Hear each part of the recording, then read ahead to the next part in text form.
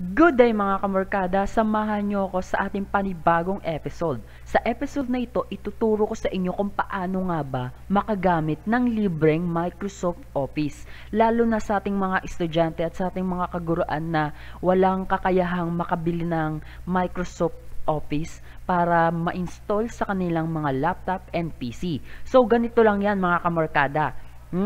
Sundan nyo lang ito, step by step.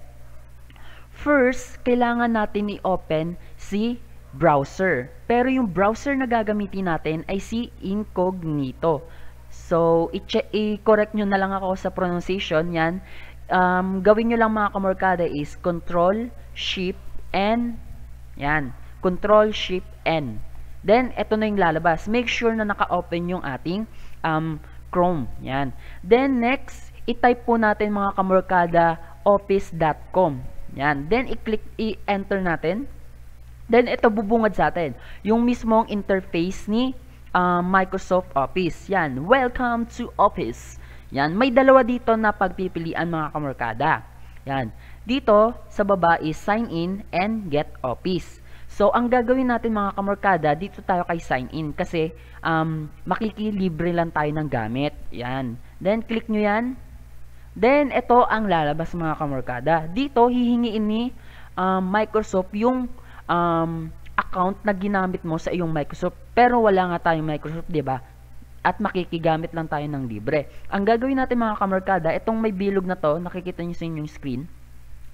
Itong no account, so create one. So, click nyo yan mga kamorkada at ito ang lalabas. Kailangan yung gumamit ng another account. Like example, yung account nyo ng sa Gmail. Kung ilan yung account nyo sa Gmail, so pwede kayong gumamit ng isa doon. Yes, para hindi ma-detect ni Microsoft Office na ginamit nyo yung isa ninyong account sa inyong Microsoft. Yan. Then, i-type nyo lang yung mga kamorkada and kapag natapos nyo ng i-type yan mga kamorkada, ma-fill upan yung mga hinihingi ni Microsoft is, eto na yung lalabas. Yan. Then, i-click nyo lang itong may bilog. Then, sunod-sunod na yan. May mga, parang i-gina-guide kayo kung paano siya i-access. Yan. Then, ito na. Say hello to the apps launcher. Yan. Dito mga kamorkada, ito na yung pinaka-interface ni Microsoft Office na libre natin siyang magagamit. Nandito si Microsoft Word, Microsoft Excel, and Microsoft PowerPoint, and at iba pa. Yan. So, ma-access natin to mga kamorkada ng libre at wala tayong inilalabas na pera at ginagastos. So, etong Microsoft Office na to mga kamorkada is libreng-libre siya at safe na safe. Dahil si Microsoft mismo yung nag-allowed sa mga user na gumamit nito ng libre sa kanilang PC. Yes. Then, ayan, i-click na natin itong Microsoft Word. Subukan na natin kung gumagana nga. Yan. So, kinilik ko itong si Microsoft Word. Then, ito, same lang siya doon sa Microsoft Office kung meron kayo sa inyong mga laptop. So, by the way mga kamorkada, itong Microsoft Office na libre na ibinabahagi ko sa inyo is makakatulong to lalo na doon sa mga walang kakayahan ngang bumili ng Microsoft Word Office ay Microsoft Office para i-install sa kanilang laptop and PC. Also, makakatulong din ito sa ating mga estudyante at teacher. Yan. Lalo na kung nag-expired na yung kanilang Microsoft Office, di ba? So, makakatulong to. Dito na lang kayo sa libre. Mas, convenient. Ang kailangan nga lang dito mga kamorkada sa Microsoft Office na ito, na libre is yung strong internet connection. So, yan. So, tuloy na tayo. Click na natin yan. Then, kinilik ko mga kamorkada itong new blank document. Then, ito na. Ito na yung interface. Di ba ganito yung Microsoft Word sa ating PC, sa ating Microsoft Office Word na meron tayo sa ating laptop and PC kung tayo nakabili. Yan, same na same lang din. Nandyan yung file, home, insert, layout, reference, review, view, help, and editing. So, ang kagandahan nito mga kamorkada is pwede nyo siyang malagyan ng name. So, i-click nyo lang ito mga kamorkada, itong Word, papalitan nyo lang, ay i-click nyo lang itong document yan, lalabas na yan. So, click nyo na yan, then lagyan nyo na ng name. And ayan.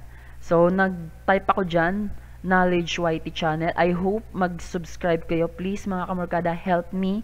Then yan, kapag okay na tayo mga kamorkada, so pwede na natin siyang i-save. So paano?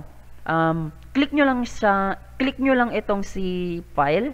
Yan. Then ito yung lalabas. Same na same, 'di ba? Pero yung makikita nyo dito sa ating center, itong katabi ng save as. So yan, click nyo lang yung save as. Then pwede na kayong mamili dyan. Pwede ditong download a copy, or kaya naman download as a PDF, or download as a ODT. Hindi ko alam kung ano yan meaning yan. So yon. So pwede ring i-print nyo kung meron kayong printer. Yan, pwede nyong i-share. Yan. So, kunyari mga kamorkada, as hindi nyo pa nalagyan ng pangalan yung document na ginawa nyo, is pwede nyo ring lagyan. Yan. Pero mas maganda na kung lalagyan nyo na siya ng name. Then next one, kapag kinilik natin si download a copy, ito na yung lalabas. Microsoft Word. Then tatanungin ka niya, do you want to download a copy of this file and work office? So click nyo yung download a copy. Then ito na yung lalabas.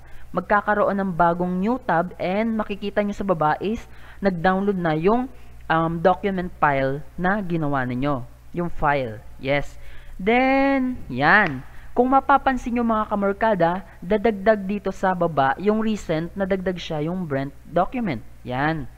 So, yon mga kamorkada. Then, next one, kung mayaman ka naman at ayaw mo ng libre dahil mayaman ka nga, is pwede kang dito kay Install Office. Ibig sabihin, pwede kang mag-avail ng kanilang premium na babayaran mo monthly. Yan, dito nakalagay, Go Premium with the Microsoft 365 to install the latest premium apps on your PC or Mac. Then, I have a product key need to installing Office. Yan, kung may pera ka, di go sa premium ka. Then, yung pangalawa naman, itong buy Office, ito yung monthly na magbabayad ka sa kanila. 'Di ba? Yan. Ang mahalo, 345 pesos. Ay, 349 pesos pala. Yan, 'di ba? Kung mayaman ka, edi go. So, yon mga kamorkada. I hope makatulong ito sa inyo tong libreng Microsoft Office na ito, at itong ating new episode. I hope makatulong ito sa inyo, lalo na sa mga walang pambili ng Microsoft Office sa kanilang PC. Yan, I hope talaga makatulong to guys. So, yun mga kamorkada. Kung hindi ka pa nakasubscribe sa ating YouTube channel, please click the button below para lagi kang updated sa ating mga latest video.